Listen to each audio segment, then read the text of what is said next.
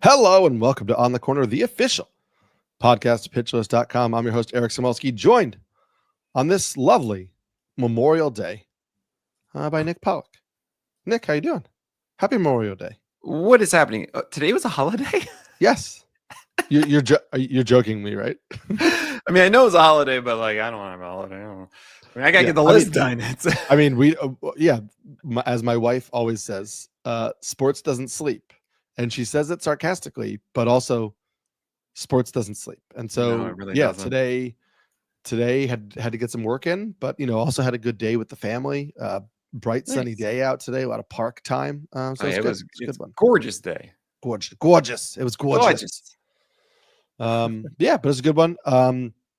You got the list up. It is night. We're doing this at night. I'm sorry if we didn't get this out to you before you guys set your lineups. I know some of you are very vocal about that, and we try, but sometimes life gets in the way. We had a great time last week at the meetup after we mentioned that on the podcast. And so for those of you who are able to make it, it was super cool. Nice to meet everybody. Nice to chat baseball, watch the end of that Yankee game where it got a little interesting. Needed the Luke Weaver 1-out save. But yeah, it was fun. And hopefully we get a chance to do it again and more people can come and hang out. Absolutely. Good to meet Chris and Zeb and James and everybody just coming by is just a great time. John, Andrea, Brian. Oh gosh, I missed one person. I really hope I didn't. Aaron came out. Eric Samulski was there. If you guys didn't know, it was great. Was there? Yeah. And Big Lloyd, he got into fantasy baseball this year because of us. Oh man, we made big help. I don't know when Bubba Chandler is going to be up. And my gosh, I will get on the phone after this. Yes, we'll figure this out, guys, soon. We will tell them. We'll get on the horn with the Pirates and we will let them know. I'll call my people. Another thing that happened this Memorial Day weekend. I don't know, if you're too plugged in to the movies, but Mission Impossible came out. It was the final reckoning. Apparently it's the final. Which is it's a reckoning though. We'll see. How can it be a final one? It's a reckoning.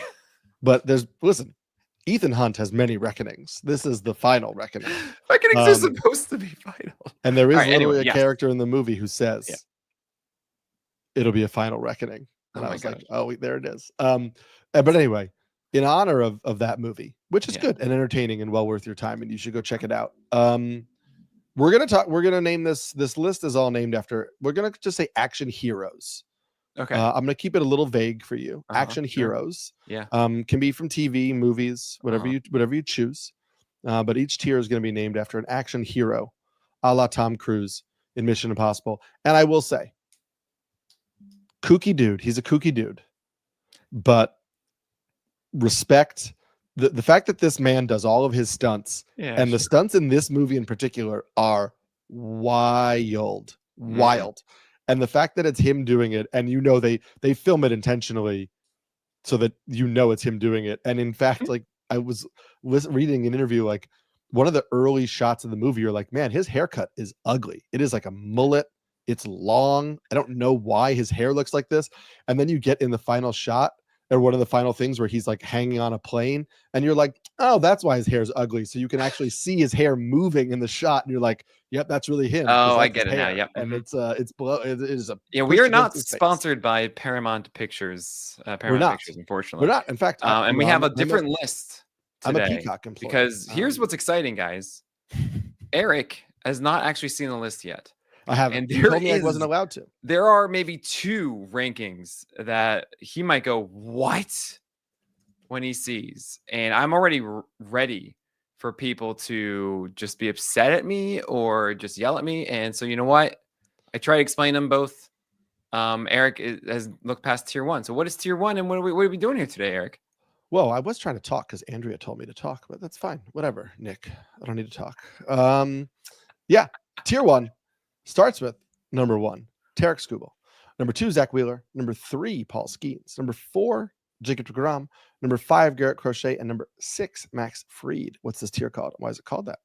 What is it? So we're going to do action films, right? And or action heroes. Action heroes. Mm-hmm. Okay. I'm going to say I'm going to go with Aragorn. And I'm going to tell you right now, that is an action hero. Okay. Sure. Aragorn in Lord of the Rings is just like the most stable. You just know it's going to work.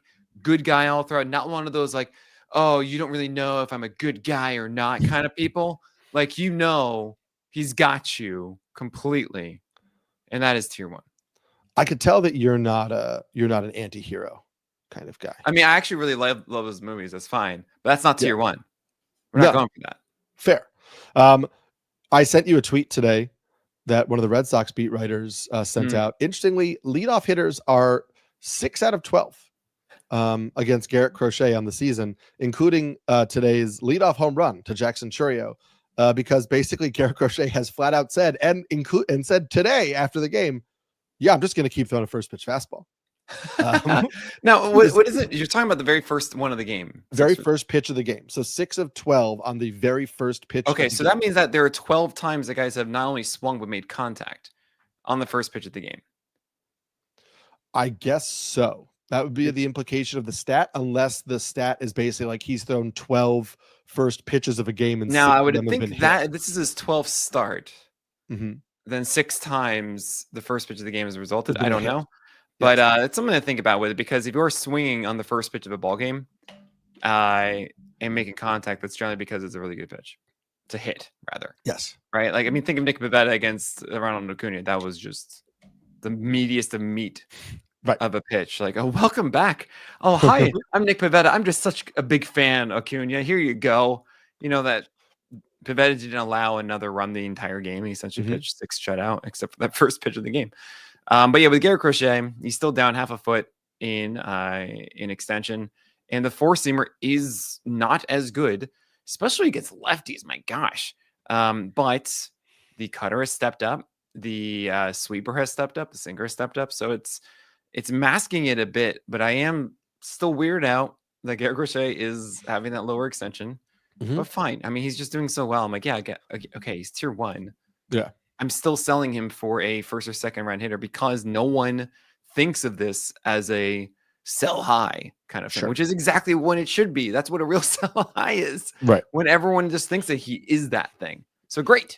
See this red flag and act on it. I still have tons of faith in Andrew Bailey. I believe that he is a very good pitching coach, but I think that the regression with like Brian Bayo, Tanner Houck, now there's some issues with Crochet, and Crochet's surface level results have been great. Nobody's saying he hasn't been good, but there are just some like eyebrow raising, like, why is he doing that this year? And that doesn't make me doubt Andrew Bailey as a talented pitching coach, but it is just interesting that a lot of the Red Sox pitchers have jumped kind of like in the minor leagues and are not taking that next step in the big leagues. So something to keep an eye on. Tier number 2 starts with number 7, Yoshinobu Yamamoto. Number 8, Joe Ryan. Number 9, Brian Woo. Number 10, Logan Webb. Number 11, Nathan Eovaldi. And number 12, Chris Sale. What's this tier called? Why is it called that? You know, I'm going to say it's Rocky. Okay. So I know, I mean, you can say Rocky's an action film. For sure. For sure. It doesn't have to be war. Yeah, right. It's action. It's action. But it's more of like, these aren't the tier 1 guys, but they win. You know, like they are still like, it's still Rocky. He's still a really good boxer, but it's always crafted like he's the underdog or something. And even when they lose, they win. You know, even when they lose, they win. Like Rocky, that first one. You know? Come on. Another great start for Yamamoto tonight. 1.97 ERA on the year for Yamamoto. Yeah, I felt really weird not putting him in the top tier, but then I realized, oh right, the Dodgers are likely to baby him in some fashion, and also it's just kind of strange that he doesn't dominate with his 4-seamer. He gets called strikes on it. It just still weirds me out a little. And I feel with the other guys where it's just like, yeah, you can't, whatever kind of pitchers, Yamamoto is a little bit more like, okay, I gotta, you know, I'm not going to just overwhelm my hitter.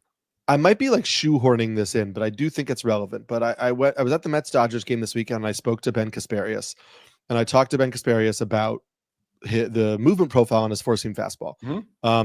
New arm angle for him this year, gained a lot of IVB, has a pretty flat fastball. And I basically just said to him, like, the shape of your fastball indicates that it would be a successful pitch up in the zone. Is that something that like you are aware of when you're throwing it, and you are like actively trying to get up in the zone, but you want to show it other places? Like, do you also know, hey, this fastball shape isn't up in the zone shape. And he said basically that the way their pitching team does things is they use location based on matchup. So it wouldn't be like, hey, my fastball works up in the zone. It's who are the hitters I'm facing?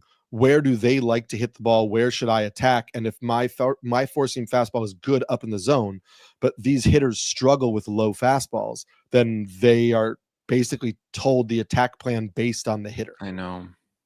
I know. So I hear this sometimes, and I mean, I'm not saying that. Look, I'm not saying like, oh, I know better than the Dodgers. In no way am I going to sit here and say that. I have heard from organizations and players some things like, well, the slugging on that pitch isn't very good over here, or I'm going to lean to this over there.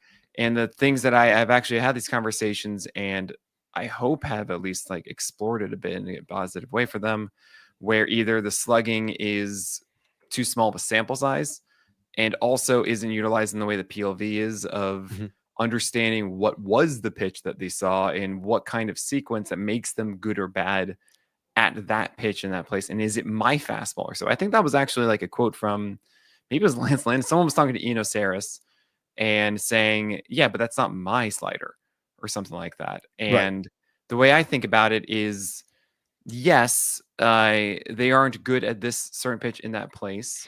However, you know, to be a really good pitcher, I feel in the majors, you have to work to your strengths more than the batters first. You have to get your strengths down first, and then the batter's weaknesses.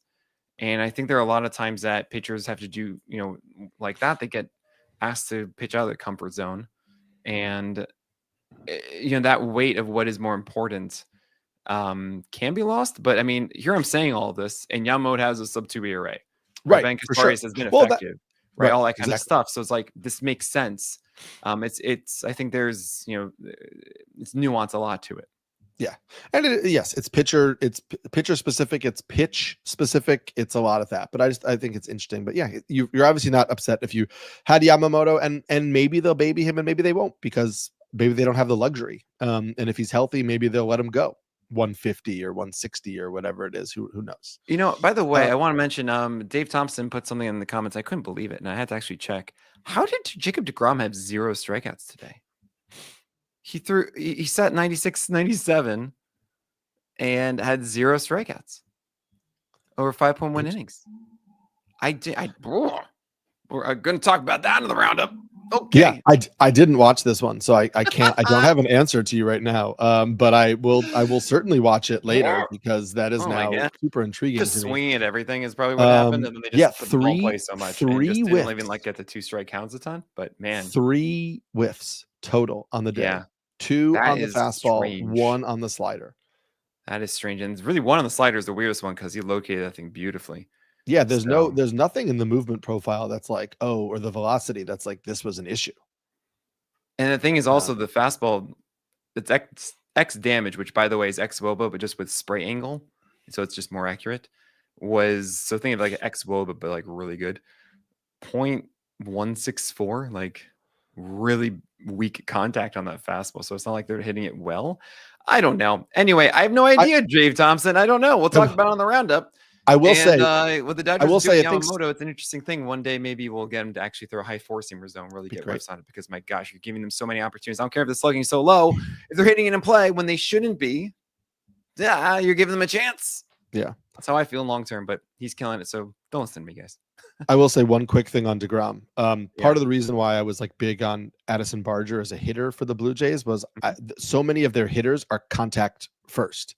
Sure. Bichette and Kirk and Ernie Clement and guys like that. It's like contact first over Vlad Jr. is a big contact hitter, but contact first over power, in the sense that, like, yeah, maybe there were guys that were going up against DeGrom and they were just trying to get the ball in play. And it didn't matter if they drove it or not. They just wanted to put the ball in play. And some of those guys, it plays to their strengths. Who knows? We'll watch the start and we'll see.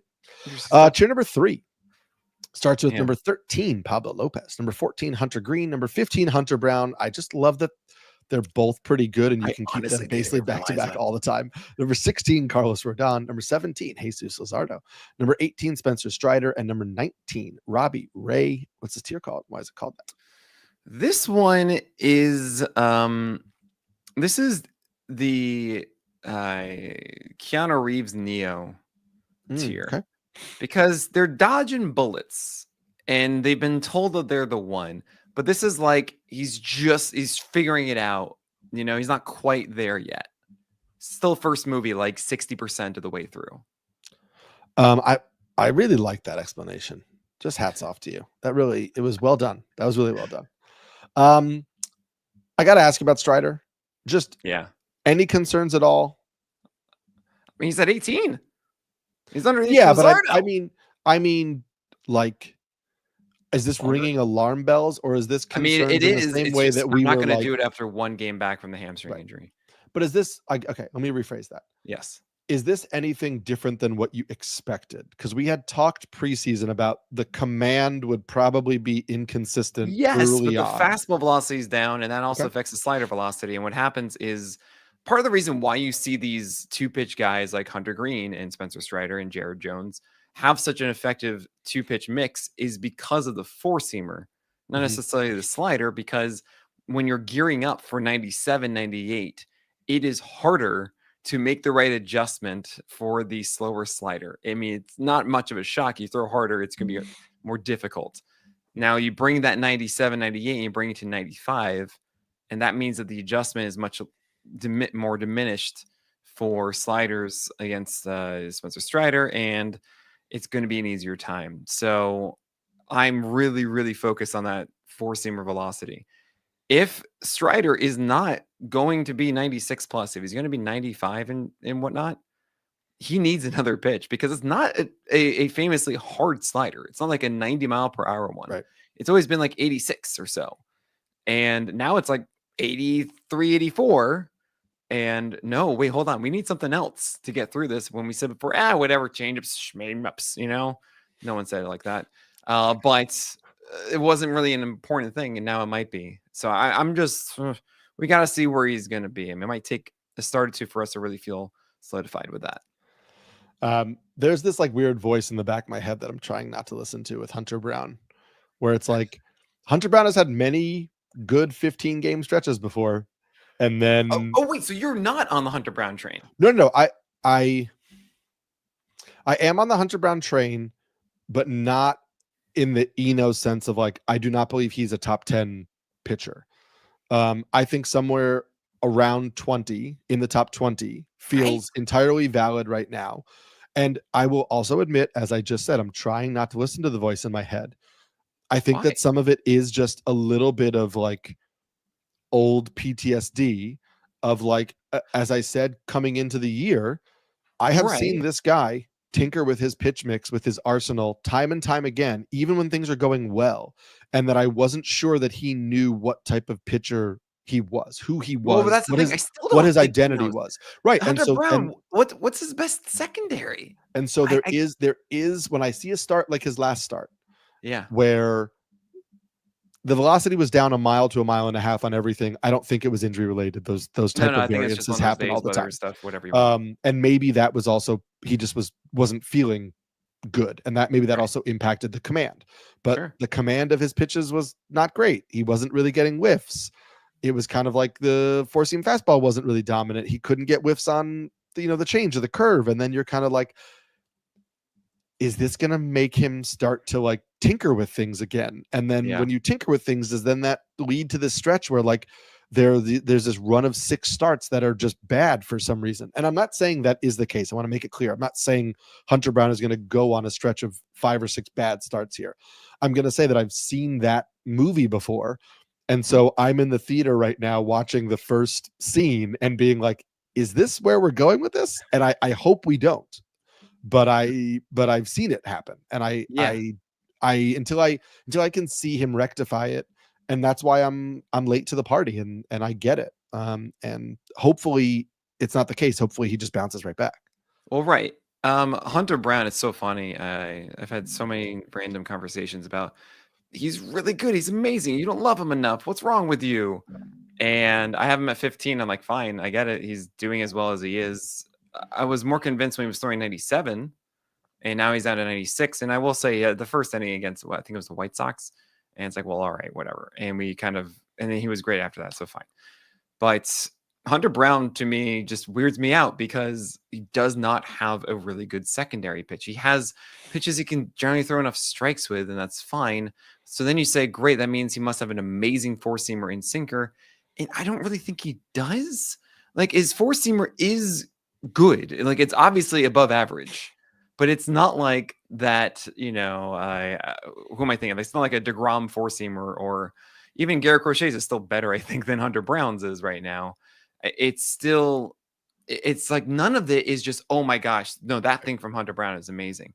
He's like a better version, or harder throwing version of Chris Bassett. I was wondering if that was going to be the name that popped up. Exactly, yeah. Right? And it's just, that's good, but is that like a top 10 pitcher? No, Zach Wheeler has his fastballs and everything that makes it work for him, right? You have Max Fried with much, I think, better control of everything. I think his command of everything. I don't think the way that he manages at bats is much more believable than Hunter Brown does, right? He's actually probably the best comparison I can really think of, because when you point at Max Fried, you don't say like, oh my gosh, this thing. You got to watch this thing that he does, right? But that's tier 1 elite command.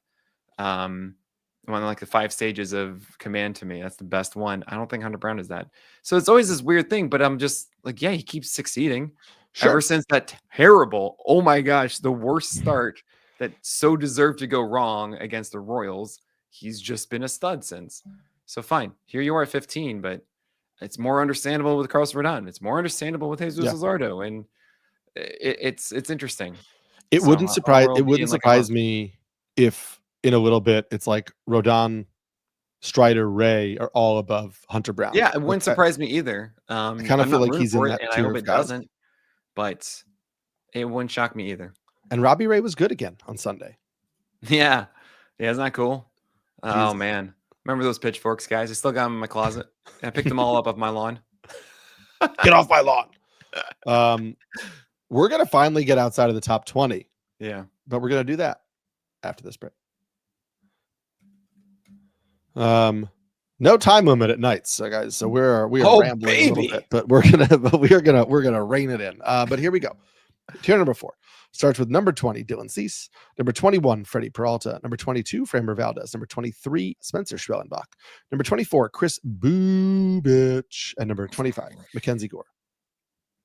I'm sorry, I'm just thrown back by like what that was. Like you're the Knicks fans. I've been watching a lot of playoff basketball. Nick. Eric, how did that Halliburton shot go in?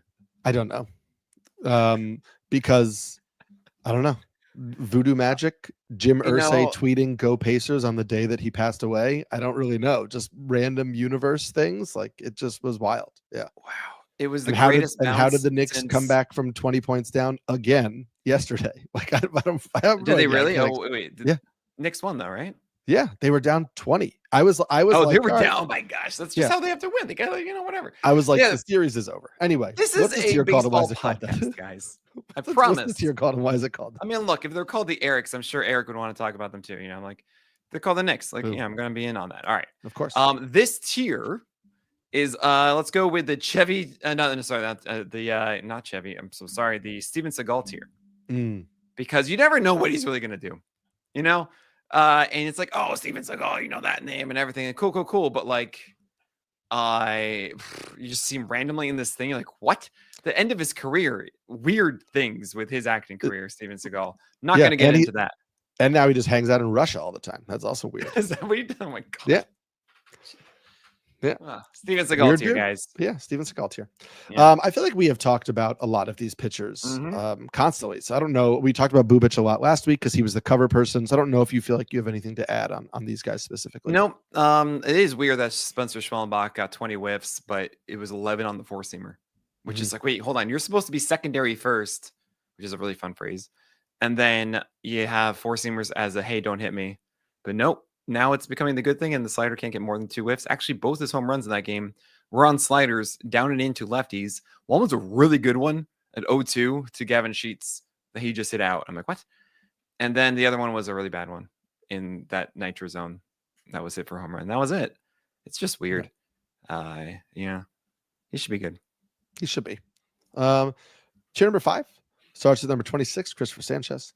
Number 27, Corbin Burns. Number 28, George Kirby. And number 29, Kodai Senga. What's this tier called? Why is it called? Arnold Schwarzenegger. He doesn't miss. Yeah, he doesn't. He doesn't. I didn't. I mean, well, okay, hold on. Sometimes he makes some choices that does miss on, but movies, yeah, he doesn't miss. I didn't love Junior, the one where he got pregnant. That was a little bit of an uncomfortable watch, but it's just a real strange movie, guys. If you missed some of the Arnold Schwarzenegger movies in the '90s with Danny DeVito, oh man, Last Action Hero is so good though. Like Twins, where he and Danny DeVito play like twin brothers. There's Kindergarten Cop. Kindergarten Cop. Who is your daddy, and what does he do? There were a lot of times as a teacher that I was internally channeling the time in Kindergarten Cop where he just yells "shut up" at the top of his lungs, and I was like, I get it, man. I really get it. I really do. There's Total Recall. Great movie. Yeah. Oh man, Schwarzenegger, he hit, dude. He was great. He was really good. And these guys are all really good. Listen, Corbin Burns has kind of settled into this mid-20s ranking for you. I mean, he might go higher because Corbin Burns, two things that's really just like, okay. One, secondary's improved. You got whiffs finally, right? And he has a good match against the Pirates, should be good, fine. But Saris went and talked to Burns, who said, yeah, I'm not trying to do that low vert cutter anymore. And he was like, oh, okay. I don't get it. I don't know why, because it's a lot worse without it. But without that drop to it, but that's gone. So now it's like, okay, just keep that low and please have those secondary whiffs. That's where I'm at with Corbin Burns at the moment. Yeah, I mean, listen, when you've been a really good pitcher like that for so long, I think you get the benefit of the doubt, and hopefully it works out. But who knows? It's not a move I would make from my chair right now. But I couldn't throw a pitch at all. So that's not my place. True number 6 starts at number 30, Jack Flaherty. Number 31, Sonny Gray. Number 32, Drew Rasmussen.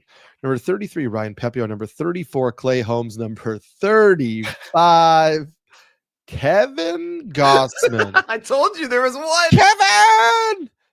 Number 36, David Peterson. Number 37, Will Warren. What's this tier called? Why is it called that? Okay, this is the Nick Cage one. Oh, because he surprises you. Because it's just wild. He is oh my gosh. Like there's sometimes you're like, oh man, that's some good stuff. Like, but then also with some of these, like Kevin Gausman, you see what they do and they do really well and you're trying to figure it out, and all of a sudden you see something and go, oh, it's a clue. Yeah. So did you realize this with Kevin Gausman? I know this is the one we're going to talk about. We got to do this because I know. I just want to say to all the people listening, you're welcome. You're welcome. Because 3 weeks ago in my 12-team league, I dropped Kevin Gausman because I was like, I can't do this anymore. Okay, this is one of the things that and that was like coming off like 3 straight terrible starts, and I was just like, I can't. I just can't do this in the shallow league. I get this, Eric, but you got to understand that doing the list every week, there always are these situations that we don't know what to do. Alcantara's in it right now. We know this good pitcher is in here in this bottle, right? And it could very well just be there next week and everything is different. But I cannot tell you if that's going to happen or not. Right. And good luck figuring that out. With Gausman, this is the stat I put out on Twitter. Actually, I could have even added one more to it, but I'm just going to keep it simpler now. The last 40 starts, across 40 starts from the beginning of 2024 through through May 15th of this year, Kevin Gausman had 3 games, just 3, of at least 11 whiffs on his splitter. Just 3. Okay? Saw that in tweet. Both of today and his last game, he had 11 whiffs at least on his splitter. And I'm not just saying that out of thin air. Okay, he has it, and then he loses, and that's it. Yes, but what was the quote after the previous game? It was that, hey, yeah, I checked in on my splitter grip, and I realized that I had my fingers in the wrong place. and I had to fix that. And he got 4 to 5 inches extra on the splitter drop. Blah, and he had it again today. I know. And he dominated. And it's just one of those things of, right, we know how good Kevin Gausman and I've been saying all of 2024, I'm not in because his splitter isn't getting double-digit whiffs. When the splitter gets double-digit whiffs, I am back in. He's done it for 2 straight starts with a very clear showcase of understanding it and return to it. And that means that this guy who destroyed your leagues actually in 2024 and looked like nothing different is suddenly way up the list at 35. And trust me, I get it. Be upset at me. You think it's not fair. Look at everyone else below and try to tell me that Kevin Gausman does not deserve that. Well, he should have been up last week higher. He had been doing this for 40 games. I know. I get it. And it's frustrating because we've like vacillated back and forth in the preseason for being in on him or not, based on, is he having this cutter? Is he having the sinker? Is he doing? It's just like, okay, no, he just fixed the splitter, and like, yeah, that was always gonna be the answer. And I wish I was reaping the benefits, but I'm not, and that's okay. But also in this tier, a pitcher deserving some respect is David Peterson. I feel like for a long time we were waiting for the other shoe to drop on David Peterson's strong start to the season. Yeah. And for him to go back to quote unquote, that's just David Peterson, or him to be bumped from the starting rotation by Manaea or Frankie Montas or whatever. And listen, he has experience as a reliever, and maybe the Mets do decide eventually to do that. Who knows? This guy has been really good for 10 starts, just pitched a great game against a strong Dodgers lineup. And I don't care that the Dodgers are cold right now. Like, those are very, very elite hitters in that lineup. And if you're doing that to them, it deserves some kudos. And David Peterson looks really good. Yeah, he's an interesting one because it's a 9% walk rate and about an 8 hit per 9 for 2 straight years now. I mean, 21 starts with that last year and 10 so far here in 2025. But David Peterson, to me, he really shouldn't have this high whip, right? That's the biggest knock, is that's a 128 whip right now. And I'm having this ranking saying, no, I don't think that David Peterson speaks to that, because it's 2 pitches, a fastball and four-seamer and sinker at 7.2 feet of extension that he throws in the zone. And those should be good at suppressing hits because of that. And then he also has 2 whiff pitches, and a slider and changeup. Also has a curveball that he's mixing in now too. It all makes sense.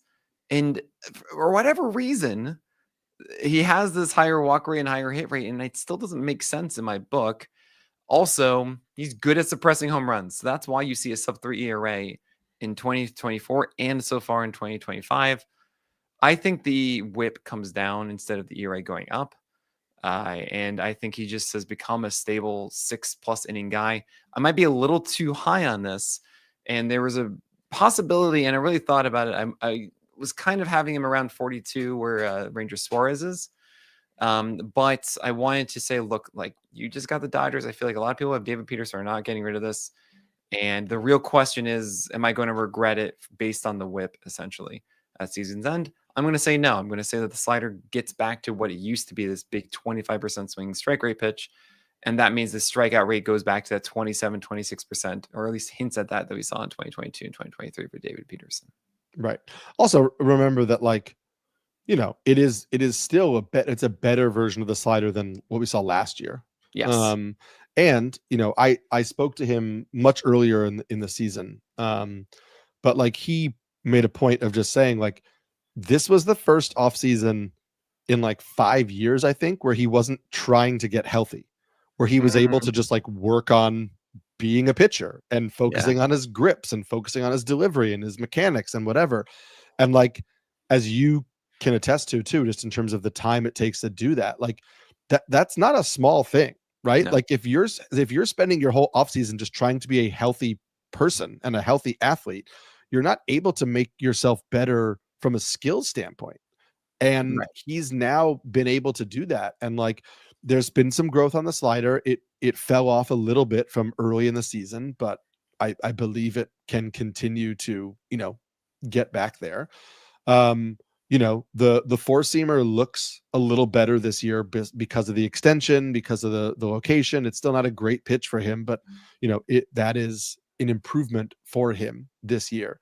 And then, you know, like there's just some command improvements on the changeup where like he's able to just get it in the zone more, which is just really important to righties. I just think there's a deeper arsenal of pitches here, a higher floor for David Peterson. And if we get the slider back in again, then I think that there's a little bit of the ceiling in there too. And I'm just not writing it off. You know what I mean? Absolutely.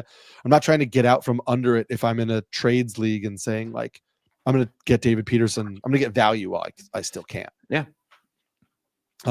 Quickly, we watched Will Warren. Will Warren's looking great. Well, and not it in his feels last like we didn't watch the Will Coors. Warren. We didn't watch the Coors start. But no, but that one. Okay, Eric. I didn't watch the. He had a bad first inning. He got out of it for the most part, and then it was 57 pitches for 4 innings. He had 17 whiffs. It was a rain delay, by the way, guys. So he got ousted. 17 whiffs on 57 pitches is not an easy thing to do, guys. Yeah, he looks really good. Oh my gosh! So yeah, I mean, I even thought that he might not be good because of Coors affecting things. And we saw, oh no, his height adjusted VA was lower. Yeah, because Coors does that. Right. It makes it so that there's more gravity, which means there's more drop, which means it's steeper of a pitch. So don't worry about that. Things are good with Will Warren. I think this is such a great situation for him, and he's just going to get better as he refines this. So I'm on the Will Warren train now. Doubled up is what I like to call him. Double dubs. I want to be in there so we can say B dubs, but it's just double dubs. That's fine.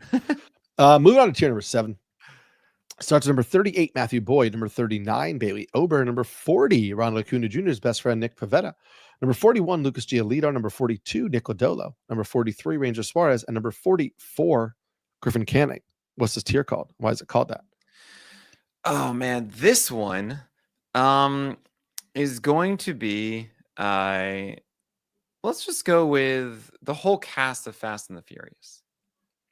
All right, because there's like 7 of these films, 8 of these films, whatever.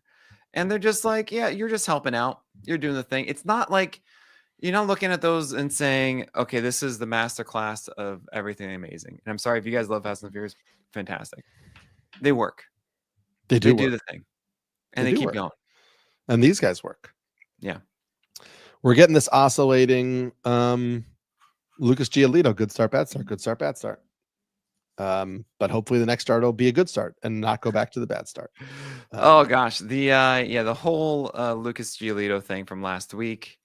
I hope that people understand also that I watched this not be like pumping my fist. I was actually like, okay, Lucas Giolito, you have some things to fix still. Sure. And this was one where I wanted a little bit more from his slider, really the cutter that he's throwing now. The changeup wasn't quite as pristine, but the four-seamer is, and that's the cool part. That's what has me still keeping him here, because that four-seamer as legitimate foundation mill pitch that is much better than it has been the past 2 years, mixed with the changeup that I think should be better in the next start, and a slider that I think is actually a better version of the thing that we've seen in the past. For sure. Is like, okay, cool. This is the foundation that I hold on to for the year. Like, he's going to have a bad start, I'm sure, in the next 3. Like, duh, everyone kind of does, but he will, and that's okay. I just think long-term here, from talking about for the next 4 months, I want Lucas Giolito on my teams. And the benefit of the fact that nobody else on the Red Sox is going deep into games. And so they are going to let him pitch. If he's pitching well enough, like he's going to hit 100 pitches, like he's basically got such a good situation here. Absolutely. Yeah. So that really helps in quality start leagues. Like in the chat right now, people are dying for quality starts. Lucas Giolito will get us the length we need for most quality starts. Tier number 8 starts with number 45, Ryan Weathers. Number 46, Jackson Jobe. Number 47, Gavin Williams. Number 48, Matthew Liberatore. Number 49, Brandon Pfaadt. Number 50, Michael Wacha. Number 51, Merrill Kelly. And number 52, Landon Rupp. What's this tier called, and why is it called that? I'll answer that one after this break. Look, if there's one thing I think about with Ethan Hunt, it is the fact that in the second Mission Impossible, he's just hanging off of cliffs. Mm-hmm. And that's what this tier is. This is the edge of the cliff. This is where I start to kind of think, all right, these are where the more the exciting guys are. Yes, there are some that you're kind of balancing with, say like Matthew Liberatore and Font and Waka. But it's like, I'm going to go for Ryan Weathers, Jackson Jobe, and Gavin Williams. I'm going to do this. And I think the one that I actually really wrestled with the most is Landon Roop, because there's a part of me I actually wanted him in the 60s and not here at 52. And it was really the perfect situation or a perfect example of you're either at the bottom of one tier or you're at the top of a tier 2 years later, because tier 9, he just doesn't fit in that group. Right. And it's why it's so important to understand that this is groupings and not numbers. Mm-hmm. Because it's guys of tier 9 are their own element, and Landon Roop doesn't really fit with them. Yeah. He's been the forgotten man a little bit, because I think, as we do with everything, when there is like a new something that gets all of our attention. And so now that Hayden Burnsong and Kyle Harrison are in the Giants rotation, and Harrison, we don't know for how long, as long as Verlander's out, whatever, but they've been the ones getting all the attention and not Landon Roop. And I still think that he's a really good pitcher, and he has kind of settled in a little bit more lately, where like a little bit of that early inconsistency, which I don't think is fully gone. Like, I think it is a little bit baked into who he is, but he has started to like be able to go a little bit deeper into games, like iron out some of the inefficiencies. And I still am a fan of what he brings. I like it. I wish that the changeup, I mean, we saw the changeup develop a little more last time for Landon Roop, and that's a good thing. We want that, because the curve can be amazing. The sinker can be incredible. I don't think of him as an amazing pitch separation arm. So that means that I do need to see more variety to help out with what isn't ideal command, or at least locations a lot of the time. So I hope to see that over time. I do expect it. I mean, we have seen more changes, I just mentioned, also some cutters in the past. But Landon Roop, to me, still has that incredible curveball. And he has a little bit more reps than Harrison and Birdsong at this point for the year, which does give him a bit of a leg up in my view, too. So that's why he's in this tier instead of the later one. Ever since you moved Brandon Pfaadt up into like a really high ranking, just been dropping him. The stupid curve will come back to lefties. What are you doing? I was so excited. I was so excited for Brandon Pfaadt throwing this changeup and curve to lefties. It was a better approach, and now it's just the changeup, and like that's what is going on, Pfaadt? Come on. Lost feel for it. Speaking of losing feel for the curveball, we talked about this before we started recording, but I just urge everybody, like I got on a very good-natured Twitter back and forth about the Gavin Williams start today. And so I'm just it's fresh on my mind, but like you're going to see 6 walks from Gavin Williams in 4 2/3 innings against the Dodgers. And you're going to say, this is the same Gavin Williams from 4 starts ago. And it is not the same Gavin Williams from 4 starts ago. We need to acknowledge that. Yes, 6 walks aren't good. He was not crisp today. But the issue with the issue with Gavin Williams today was that the command of his sweeper and his curveball was inconsistent. So as he got into the 5th inning, now he was only at 60 pitches through 4 innings. Not great, but not terrible. Had given up 2 runs, struck out 3. Like, it was a totally fine, innocuous start against the Dodgers. He threw 42 pitches in the 5th inning. The Dodgers fouled off 10 2-strike pitches in 1 inning. 10 2-strike pitches in 1 inning. He had a 7-pitch walk to Shohei Ohtani. He had an 8-pitch walk to Freddie Freeman, an 8-pitch walk to Will Smith, a 9-pitch sacrifice fly to Max Muncy.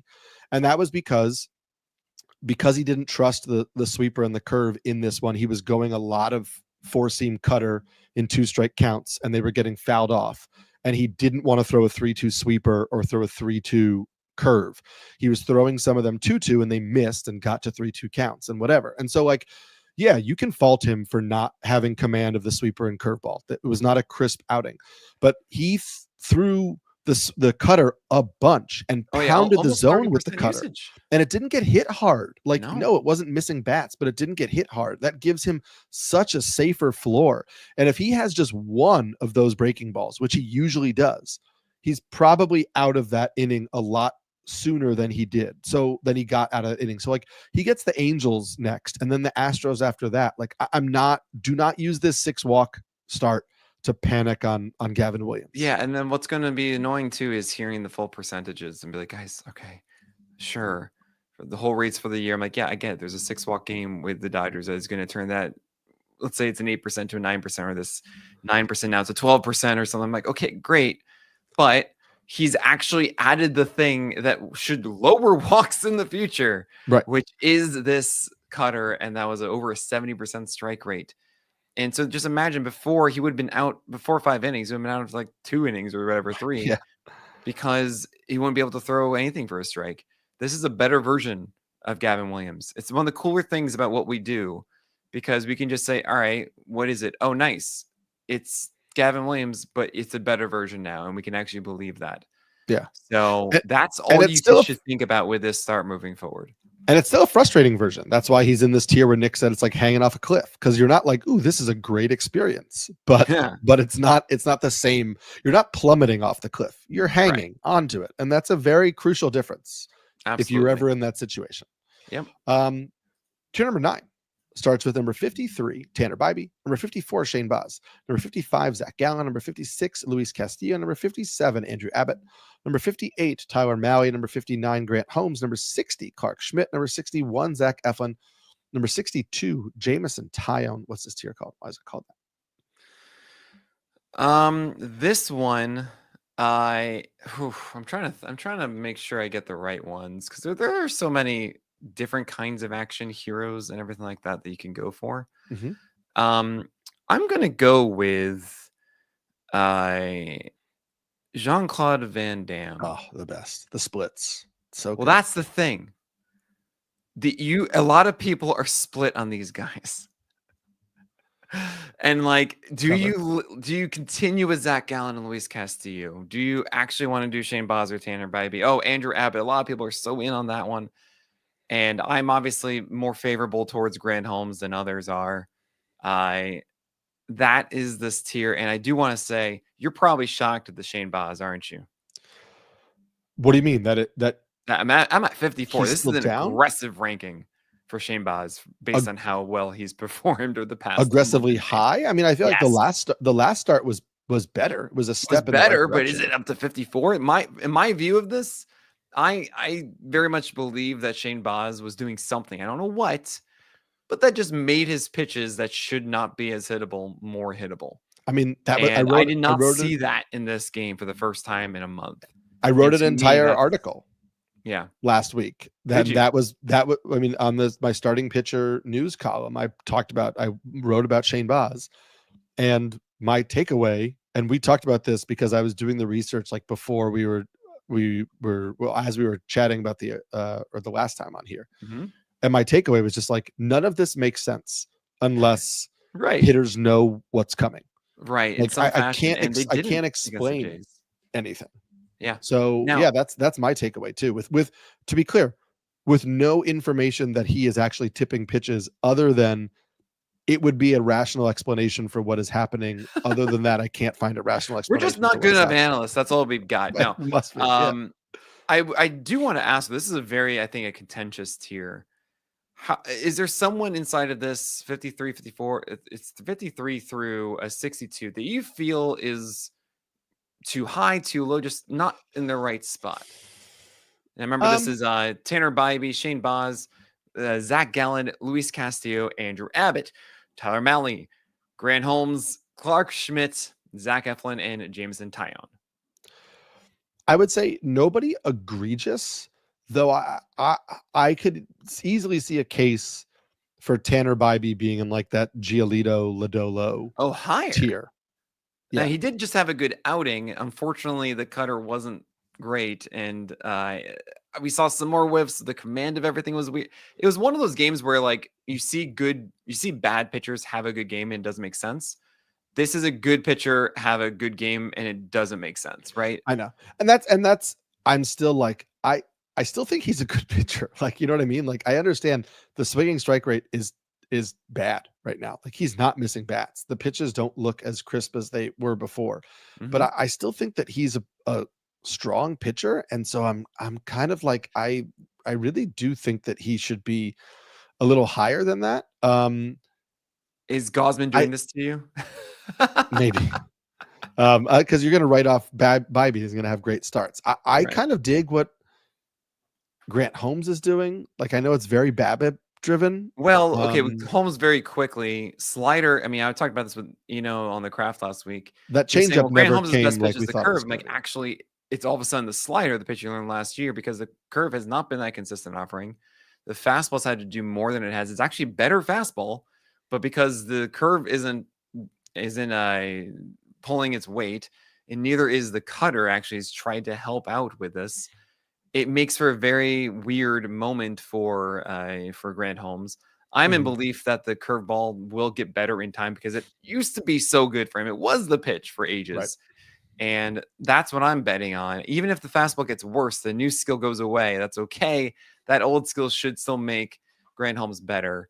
That's where I'm on it, but that could very much go away. And it's not a good schedule for the next 2 starts, even though he did just get by against the Padres. I thought the next start was a good one. For Andrew Abbott. Sorry, not Andrew Abbott. For Grant Holmes. No, that is the next one for Grant Holmes. Oh yeah, it is a good one. It's Boston. It's Boston. Have you seen the Red Sox offense lately? And I get that sometimes they're nuts. I get that I'm a cynical Arizona after that. I get that I'm a cynical Red Sox fan, but that offense without Tristan Casas and Alex Bregman, no one hates their offense more than the Mets fans and Boston fans. Let me tell you guys. I think the Red Sox had 2 unfortunate injuries to 2 hitters they couldn't really afford to have injuries to, and I think it has led to a struggle offensively right now. And their at bats, in particular with runners in scoring position, are terrible. I'm starting Grant Holmes with confidence this week against the Red Sox. All right, you heard it here first, guys. Again, that's just. And Andrew Abbott, how you on him? I've never been a Giant fan. Well, I mean, that's just because you root for the Dodgers. But okay. You could have gone with Bills. I was a Bills fan too, but I know it's a baseball podcast. Never football. I just like I know the minor league swinging strike rates were really good, and so that's why, like, when he first came up, I was like very interested in him because the minor league stats were really strong. And then I was kind of like, okay, sure. Like, nothing in here is great, but it's like, okay, I get it. Right. Like, it doesn't quite. There's nothing that stands out to me, and then you have the home park on top of it, and so I just can't. Like, it's like Nick Lodolo. I can at least say, okay, there's something more dynamic in him as a pitcher, as a swing and miss pitcher. I like the movement on his pitches a little more, and so it's like, okay, I don't like the home park, but I can talk myself into it. But even that doesn't feel good. And so then I take a step back in terms of what I believe is a step back in terms of talent with Andrew Abbott, and I keep the ballpark, and I'm like, it's a tough sell, man. It really is. Like, I don't see anything in there that makes me think, yeah, this is the pitch that's going to navigate, through that, through the rough sequences and through the poor stretches and through the home ballpark and whatever. But then again, like, he's delivering. So I don't know what to say. Like, at this point, like, I might just totally be misreading him, and maybe I just have to own that. Right. I mean, with Abbott, he did increase his velocity to 93. But it doesn't really feel like a fastball should be living inside the zone effectively. You have a changeup that goes in and out. Like, some games is good, some games is bad. Maybe those two are doing enough, but it's not really with like excellent extensions, not with supreme movement, all those kind of things. There's also a curveball in the mix, but it's all just, it is, and it's not amazing. You have the curveball and the curveball and the sweeper in particular to righties are both fine. Right. They're fine. The curveball actually to righties gets blasted. Yeah. 78% ICR on the curveball to righties this year. He only uses it 13% of the time. I was about to say there must be like only 7 or something like that. 71 total pitches. Yeah, but how many in play? Total batters faced. Five hits. That's subtract the strikeouts and walks from total batters faced, and there you go. Yeah. But anyway, it's a tough tier. It's a lot of interesting things. Like Castillo, I think, is degrading. I think when it comes to stuff overall, this might be the only moment you can still sell. because I think it's good enough now. And I think it's just going to get worse with a slider. And we've talked about Gallen a few times too. Oh, and Gallen too. It's just Gallen's like one of those guys. Like I feel eventually like he should be able to make something work out of this because he's a vet and all. But boy, he seems like that guy you hold on all year, right? My thoughts on Abbott are a little similar to my thoughts on somebody in the next tier, and so we'll just get to that one. But all right, tier number 10 starts number 63, Zebby Matthews, number 64, Kyle Harrison, number 65, Edward Cabrera, number 66, Hayden Burnsog, number 67, Noah Cameron, number 68, Ryan Nelson, number 69, Kate Horton, number 70, Shane Smith, number 71, Tyler McGill, and number 72, Dustin May. What's this tier called? Why is it called that? This is the Tom Holland tier because it's the youngin action star. Right, it's like all the guys like, oh, hey, he's swinging around, he's making jokes, he's doing the whole thing. Yeah, Tom Holland. I'm a Tom Holland fan. What pitcher in this tier do I have similar feelings to that I do about Andrew Abbott, where it's working, but I don't know if I truly believe it or why? Oh, okay, that's clearly got to be. Oh, there's so many you can choose here, though. I mean, for me, that's Hayden Birdsong. But I mean, he had that game today, which kind of showcases exactly that. For you, I mean, we've talked endlessly about Edward Cabrera, but we understand why not. So I'm going to go with, for you saying that, Shane Smith. Nah. It's Noah Cameron. Oh, really? Oh, he makes sense, though. Does he? Yeah. Does he? Yeah. Do you need more? Oh, I'm so sorry. It's 90. It was 90 to 92 on the fastball, which is his worst pitch, but no, he does a really good job with the curveball, changeup, and the slider / cutter inside of righty. Sure. Like he actually manipulates exactly as you should with those pitches to right-handers. So I mean, I'm not in to for Cameron because I don't think that the fastball. I think the fastball is too susceptible, and I'm not sure how much I really buy into the consistent command that he's shown so far. But I do like the fact that he came back to the majors at 92. And the short term, it's a good matchup or two until Reagans or Lugo return, and that means he's out. If he actually is in that rotation for a while, Noah Cameron would be higher up, closer to where Rupe I think he's out. I think he maybe makes one more start, and then he's out. Because Lugo and I get that. Reagans are both I always hate making rankings based on he's gone in 2 weeks. I get it. You have to rank for this week. And it's like, listen, we just saw this with Logan Henderson, where like it was inevitable Logan Henderson was going to be out of that rotation. Yeah. They have 3 starters coming back, if 4 if you count Nestor Cortez, who's going to be back a little later. And it's like these things are going to happen. The thing with Cameron for me, I like the slider. I get the slider. He also uses the slider up in the strike zone a lot to righties, which is interesting to me because I think he's doing that because he throws the cutter a lot up to righties. And so I think he's using the cutter off of the slider to righties a little bit. But anyway, I dig the slider. I don't like the fastball. The cutter itself is fine.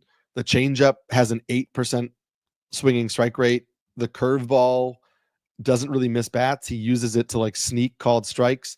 I think that this is, and if you go to the awesome, pitch app that you guys have, and you go to Kyle Bland's pitch chart, which shows like the color coded dots of the pitch mixes, and you see their movement profile and like where they are for their their release. Did you see, by the way, the newest editions of the? I did with the velocity that raises at the bottom. Sequencing. That's how, because I watched the Brian Bayo start live with everybody on. Oh yeah, you texted me. I'm sorry, was Friday or something? Friday, okay. On Friday, and we were watching it, and I was like, why is this slider 84 and then 89 and then 85 and then 89 and then 84 and then 90? And we were watching, and I was like, I think he is bringing the cutter back in. Like, there's no other explanation to why you're throwing an 84 mile an hour slider and then a 90 mile an hour slider. But that pitch flow is interesting. Anyway, the point to the Cameron thing was like, I think so much of it is deception. Right, the changeup and the fastball are released from like almost an identical arm slot movement profile. The changeup obviously has more arm side run. The cutter, the slider, and the curveball all come from like a similar release point and all attack similar spots in the strikes or similar areas with slightly different variations in speed and drop. And so for me, it's like it is so much about sequencing and mixing and matching locations and stuff like that, and he's good at it. And that's not a knock on him. I get why he's good in that sense. But to me, it's just like, I think as hitters start to see him more, like there's not a pitch for me that he has that I think, okay, if somebody's seeing him well, he still has that in the bag, and that's going to get him out of the situation. I don't think he has a pitch that, like, if his back is up against the wall, he's going to go to this. I think it's still just all about the manipulation of timing and keeping a hitter off the barrel. All, that's how it goes at times with Toby's in general, or Holly's. Yeah. Where they aren't the stuff McNasty's, they're more of that. So no camera for me is kind of in that groove a bit. One guy I do really want to emphasize is Edward Cabrera at 65. He looked good. And I know we have talked about Edward Cabrera a lot, and we're going to talk about him here after this break. So Edward Cabrera preseason, like, I don't know, maybe he's going to be the thing. Last year we're like, oh, Edward Cabrera, going to do this, going to do that. There's two things I got to mention about Eric Cabrera. This new version, okay? That you're like, Nick, I can't do this. He's had a 15% walk rate, blah, blah, blah, blah, blah. All right? Throw that away. Okay, forget everything you know about mattresses. Okay? Cabrera has had multiple problems in his career. 1, 4-seamers. Can't throw him for strikes. Can't do it. Just can't do it, okay? 2, not having a good slider. Really relying on the changeup and the curveball to get everything done. Well, let me tell you something. Edward Cabrera is throwing more sinkers now.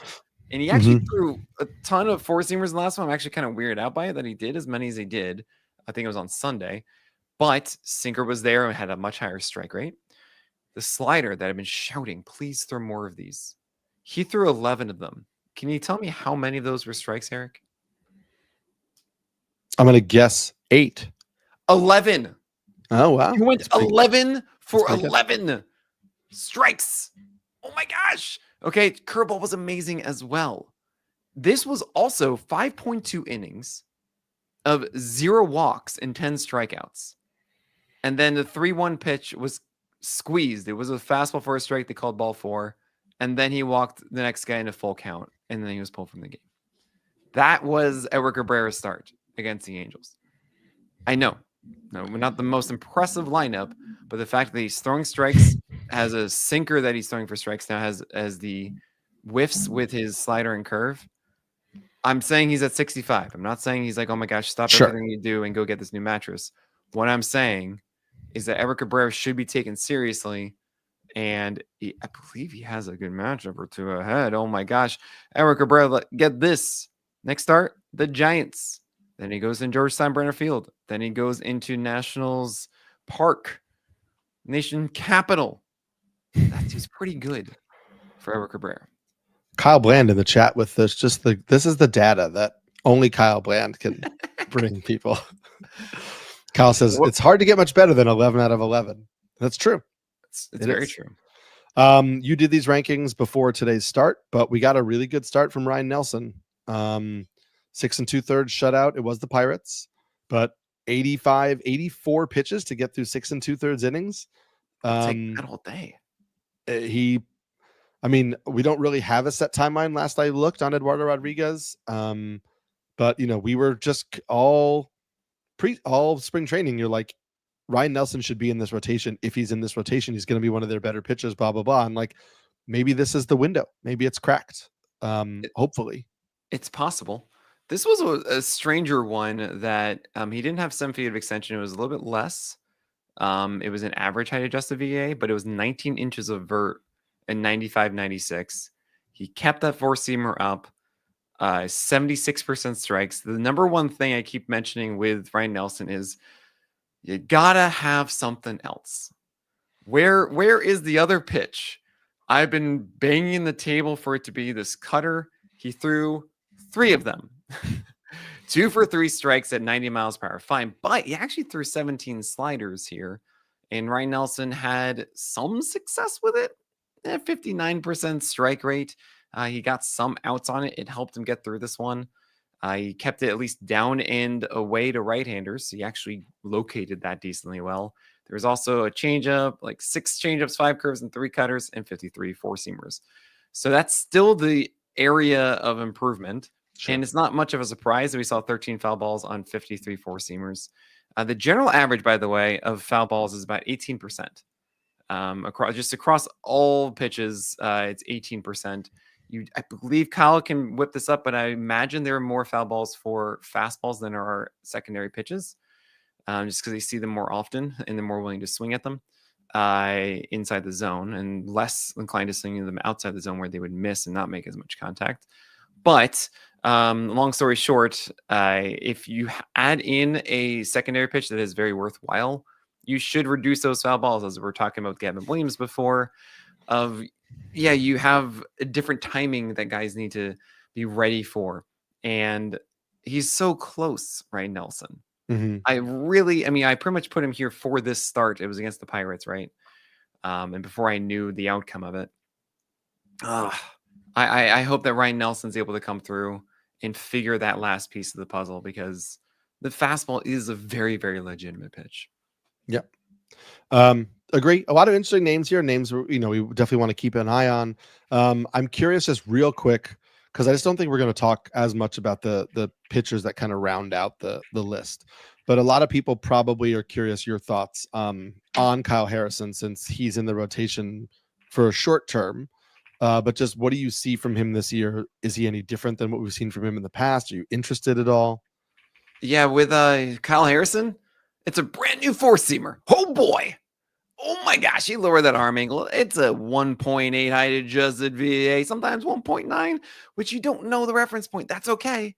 Just know that's 99th percentile flat attack angle. Think like Joe Ryan's. Mm-hmm.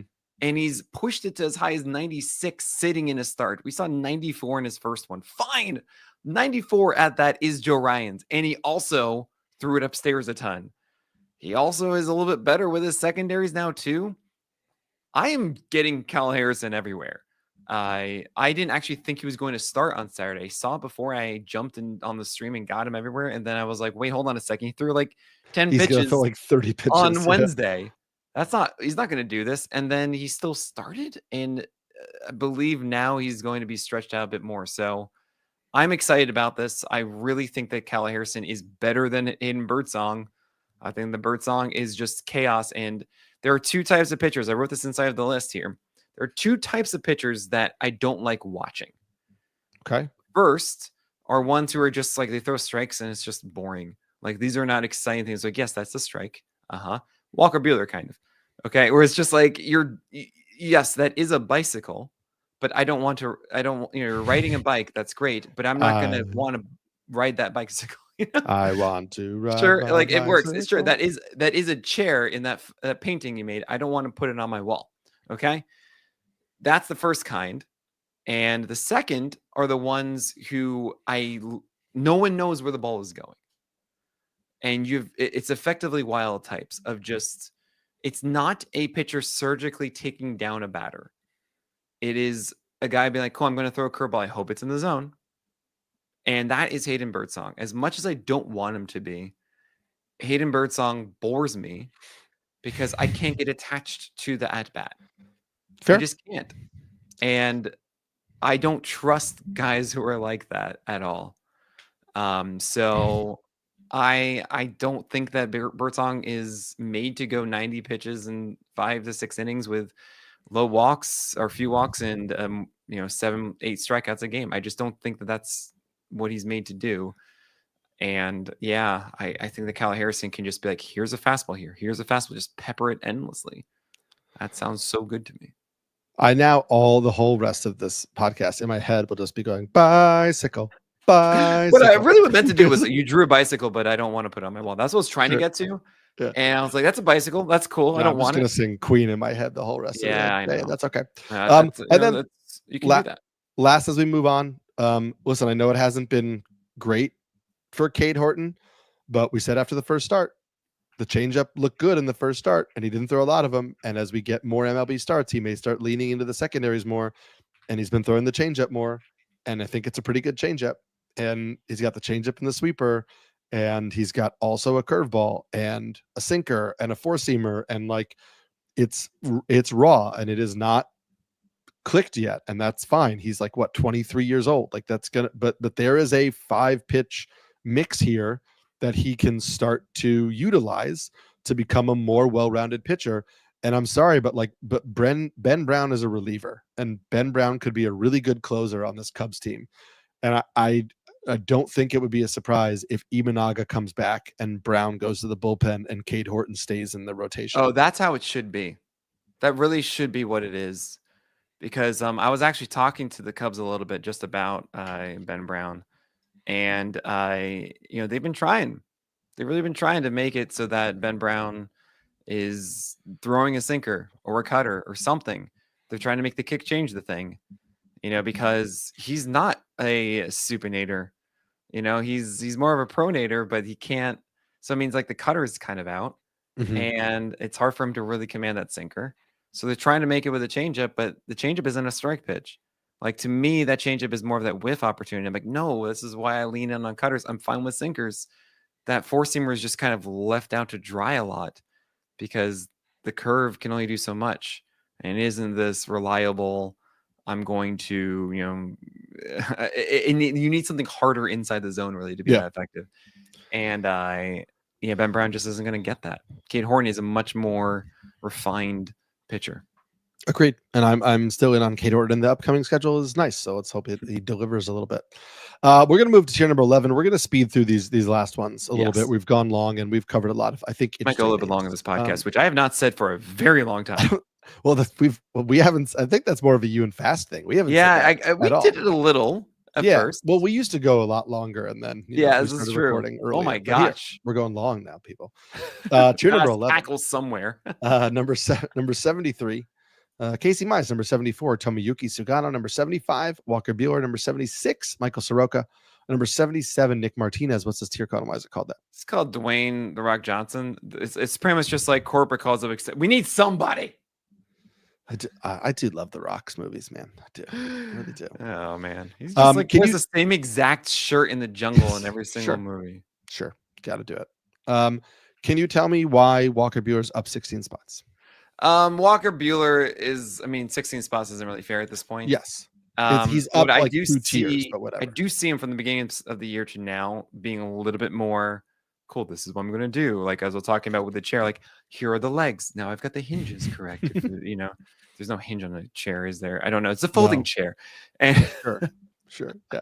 But right, there's a little bit more detail to it. He still has elements he needs to put together. I don't like that he's in Fenway. Which I think hurts him more than say like Giolito, but it's not. I'm not really excited about it, but I get it. I can see how this can be better.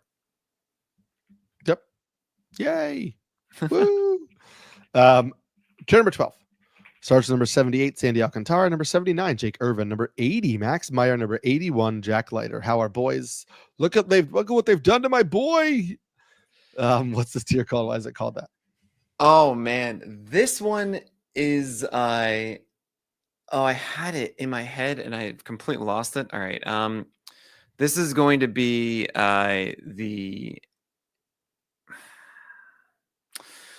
I'm going to go with back to my roots here.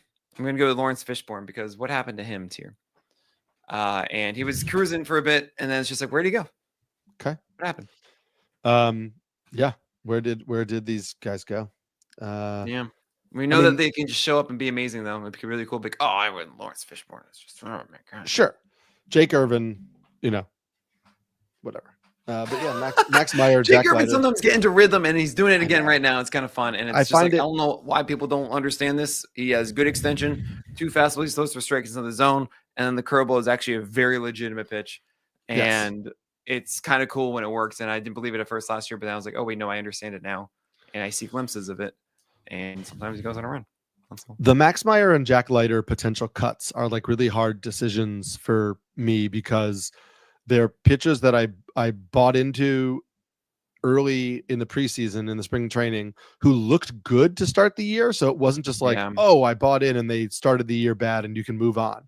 Like you bought in, you saw what it looked like and you were like, oh, okay, this might be a thing. And then it's taken a step back and then you're like, but are they going to adjust back again? Like, is there can we get back to where we were? Or, it's tough, man. It's like Jack and Lost. Like, we have to go back. We have to go back. Yeah, Jack Zippo is not in the rhythm that we want him to be, right? Really, when it comes to Jack Leiter, you got to see the fastball upstairs, and you got to see the slider down for strikes. Those two are like the foundation for Leiter. Then we want Zippo to have the sinker inside to righties. You want to see the changeup working to lefties. You want to see maybe some curveballs in there too. Like, he can get to that point, and we saw it before the blister. But then what I often say is I love young arms when they go through their adversity and then come out the other side. Yeah. We haven't gotten there with both really Max Meyer and Jack Zippo yet. They've had their success, fallen down. When they get back up and succeed, it's kind of what we're seeing with Jackson Jobe at the moment. Then I start to really like it, because that means they can get through these adjustments. They can make these adjustments and get through these moments. So I think at some point we will be going in on it, but right now it's really tough. Yeah, there's a guy in my home league who does really well every year, who basically like will pick up any rookie hitter that he wants, but like doesn't really touch or that's actually not previous. He used to do that, but doesn't really pick up rookie pitchers. He calls them baby arms, and he doesn't pick them up until like their third year in the big leagues. And I know that he will miss out on some guys like, Paul Skeens, but I do think for the most part, it's probably not the worst strategy. No, absolutely not. Dave Potts said this, and it will stick with me forever. Him talking about that NBC. He said, "I hate kids." And I get it. He just doesn't do that. When I draft my fantasy teams for hitters, I don't draft kids. I don't do it. I get it. You shouldn't. I get it. I shouldn't. Team number 13 starts number 82, Jose Soriano. Number 83, Chris Pollack. Number 84, Brady Singer. Number 85, Jose Berrios. And number 86, Tony Gonsolin. What's this tier called, and why is it called that? This is going to be the Harrison Ford tier, because you know what? He's getting up there. He's getting some vets in here. He's getting some like, hey, that's a classic. But these days, I might want something earlier. I mean, we'll say Shrinking is amazing. Oh my God. And he's so Shrinking good. Is so good. And it's a little painful for me, honestly. Sure. Because you can see that Harrison he's not there. He's not fully himself, but like he's battling it, and you just run for him. Yeah. And they cast Michael J. Fox in the third season. It's gonna be so good. Oh, did they really? Yeah. Oh, I'm so ready. I'm so ready for it. Chris Pollack, man, another solid start today. Nothing exciting, but just solid. I got a text from Jason Collect. He said, Chris Pollack, something I never thought I'd say, but Chris Pollack looked great tonight. He worked up fastballs and down with everything else. Command was the best it's been with the fastball. That's from Jason Collect, guys. Thank you, Jason. Yeah. It's like deeper leagues. Yeah, it's solid, man. It's solid. There you go. Big final tier here. Get my breath. Starts with number 87, Colin Ray. Number 88, Davis Martin. Number 89, Jeffrey Springs. Number 90, Jacob Lopez. Number 91, Lance McCullers Jr. Number 92, Chad Patrick. Number 93, Ben Brown. Number 94, Taj Bradley. Number 95, Gunnar Hagel. Number 96, Luis L. Ortiz. Number 97, AJ Smith-Shawver. Number 98, Dean Kramer. Number 99, Cade Povich. And number 100, Brian Bello. What's this tier called? Why is it called that? This is the Game of Thrones tier, because you have guys that come and go in that show, and you don't know who's going to stick around. I like it. I do like it. We're going to do this one for Uncle Ted, because Uncle Ted's in the comments, and just thank you for people who listen live and are in the comments and chatting. Yeah, on YouTube, of course. We're almost, by the way, we're like I think it's 9.8 thousand subscribers. So please help us get to 10K. Yeah, get that, push that over. Close. But Uncle Ted at the start said Jacob Lopez is awesome. And so he's in this tier. So I just want your quick thoughts on Jacob Lopez. Jacob Lopez is kind of cool. He has 7 feet of extension and then is a lefty without the highest velocity, but he plays the X games of David Cohn's thing with 4-seamers and cutters away. I just think that's pretty cool. He's got a good slider that he throws down and glove side too. It's just been one start. I'm like, maybe this could work. We'll see. But I thought that was pretty fun, so I wanted to put him on the list. And then I should also just ask you about AJ Smith-Shawver. Obviously, he had a really good run a few starts ago, and so I think he was a very hot commodity, and people were, big fans of his. And I think some people would be shocked to see him so low. Well, if they read the roundups and everything, they would know that I don't really like AJ Smith-Shawver that much. Well, but I was like, fine, he has good matchups and everything, so we're gonna go with it. But yeah, AJ Smith-Shawver got burned by the Nationals. It's kind of the last start we really wanted AJ Smith-Shawver for. And what's so interesting about him is that he has a fastball that if he does actually spot it upstairs, I would like it. but he doesn't. He just scatter shots it all over the zone. And then he has a splitter that is so strange. And I still can't get over the fact that every start he has at least one, if not multiple splitters that have more vert than his four-seamer, which just doesn't make sense to me at all. It's not like it's a low vert four-seamer. So that's his number 2. And then his curveball is like, wait, I'm supposed to be number 3? You know, it's that friend that says that you're their best friend. You're like, wait, hold on, what? That's not true. No, I'm just kidding. That never happens to me. And you have the curve that is not reliable at all, as is supposed to be reliable breaking ball. Sure. This is a pitcher who needs more polish. And it was nice of a run when he was going against bad offenses, but no, I don't want to hold on to this. We don't want to end the show on a downer, though. So I'm just curious if there's anybody in this tier that you would like to end with a few positive words about. Oh, always positive words. You got to have that. And, you know, I know the chat, as I was doing this, of course, was all in on maybe Dean Kramer getting onto the list. There's some fun stuff with Chad Patrick, who throws cutters and four-seamers, but unfortunately, he doesn't go very long into those games. Colin Ray could go against the Reds, getting to stroll down the Reds carpet, which is essentially facing the Reds on the road, is a lovely thing. Everyone pays attention to them until they then disappear. So yeah, some nice things there. I threw in at 100 Brian Bayo, your boy, because you know what? Oh, maybe. But I know I hated that start so much. I hated that start. I hated watching it. Couldn't do it. Bad. I just like his changeup is so bad right now, and it's just like if he doesn't have the changeup, I don't know what he has anymore. I would just Maybe there it is. Eric, what do you got working on right now? Well, I got my starting pitcher news article coming out every Wednesday over on NBC Sports. Edward Cabrera is one of the guys I'll be talking about. You have to check it out to see who else. You can go back and read last week's. I broke down all of the pitch mixes for like the young guys that were called up. So the Zebby Matthews and Noah Cameron and guys like that. And then there was the What's Wrong with Shane Baz. So that's in there. And then every Sunday I do waiver wire column over on NBC Sports.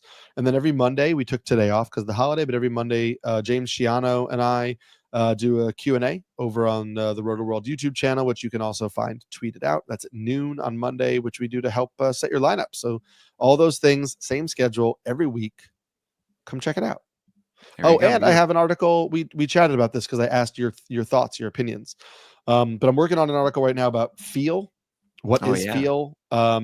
How do pitchers internalize the idea of feel? How does feel go in and out? How can you regain feel? Do you know, because of the type of pitcher you are, if certain pitches you will have feel for or won't? I had some conversations this weekend with Griffin Canning, Clay Holmes, Ben Kasparius about it. And, we'll see who else comes into town and who I can, sneak in for a conversation. I am chatting this week with the Astros AAA pitching coach. Nice. I'll ask him about your boy Miguel Ulola. Ulola. Yeah. And I'm finalizing an interview with somebody in the pitching development staff for the Rangers, who works with these minor league guys on the way up. So it'll be interesting. If only. That is awesome. And by the way, guys, something I decided to do today that I should have been doing a long time ago, honestly, is if you've noticed, if you watch me do the list live on playback.tv every Monday, the list is finalized before it gets published. I have the rankings done, and then I got to sit there and write the notes for like an hour and a half or 2 hours. So what I'm deciding to do is I post the list inside of our Discord before it's published. So if you want a sneak preview of the rankings themselves, knowing, of course, there's good reasoning and to understand that in 2 hours, you can get access to that with PL Plus or PL Pro. So go sign up today. Use podcast as your promo code. That is podcast in capital letters to get 15% off your PL Pro yearly subscriptions. And you can get early access to the list rankings every single Monday. But that, I think, is going to do it, Eric. What a wonderful holiday spending it with you. And you, my friend. We made up for those short podcasts with a super long one today. I am Eric Samulski, the Pelican. I'm Nick Pollack, the Lion. And we'll check you next week on another episode of On the Corner. I'm going to go to sleep right now.